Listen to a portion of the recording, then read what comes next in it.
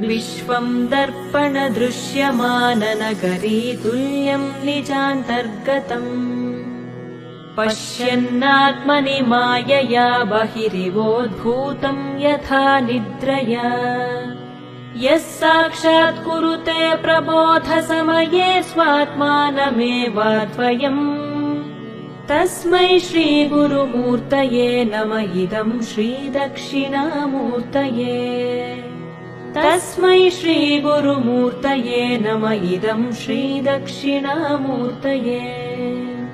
बीजस्यान्तरिवाङ्कुरो जगदिदं प्राङ्निर्विकल्पं पुनः मायाकल्पितदेशकालकलना वैचित्र्यचित्रीकृतम् मायावीव विजृम्भयत्यपि महायोगी वयस्वेच्छया